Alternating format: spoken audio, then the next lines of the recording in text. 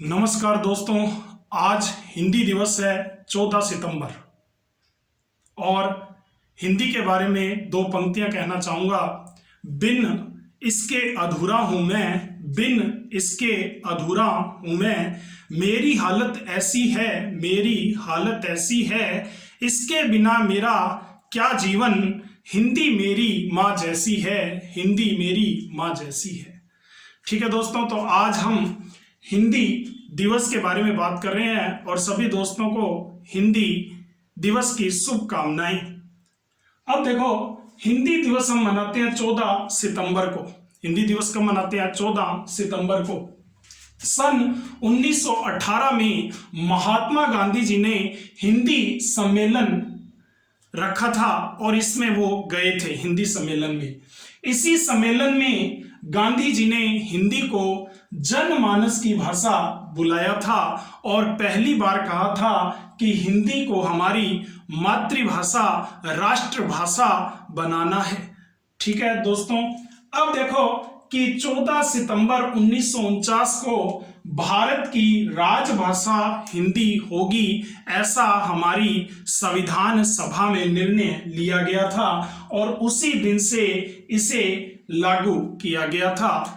तो 14 सितंबर 1949 को भारत की राजभाषा हिंदी होगी। 26 जनवरी 1950 जब हमारा संविधान लागू हुआ तो उसके बाद ये भी बात स्पष्ट हो गई। अब देखो, सन 1953 के उपरांत हर साल 14 सितंबर को हिंदी दिवस मनाया जाता है। ठीक है दोस्तों, भारतीय संविधान के भाग 17 अनुच्छेद 343 में हिंदी को संघ की राजभाषा हिंदी और लिपि देवनागरी होगी। ये सारी बातें इसमें की गई।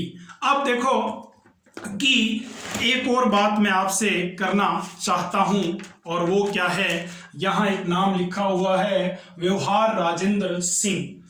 तो इनके बारे में क्या चर्चा है? तो देखो कि ये हिंदी साहित्य के एक बहुत बड़े साहित्यकार थे और इन्होंने हिंदी को राष्ट्रभाषा बनाने के लिए संघर्ष किया था और इन्हीं के प्रयासों से आगे चलकर हिंदी राजभाषा हो गई।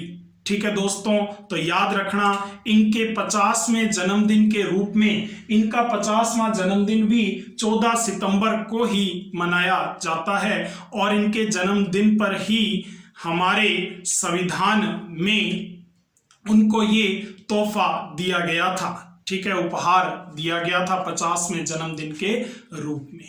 ठीक है दोस्तों, तो ये भी आप याद रखना, कई बार प्रश्न पूछ लिया जाता है कि हिंदी दिवस के दिन किन का जन्मदिन होता है, तो आपको याद रखना है व्यवहार राजेंद्र सिंह का जन्मदिन इसी दिन होता है। ये जबलपुर के थे और इसी दिन इनको जबलपुर में ये सूचना मिली थी कि हिंदी को राजभाषा के रूप में मान्यता मिल गई है।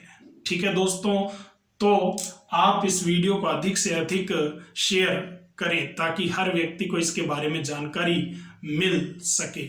ओके दोस्तों, तो एक बार फिर आपको हिंदी दिवस की बहुत बहुत हार्दिक शुभकामनाएं। नमस्कार दोस्तों।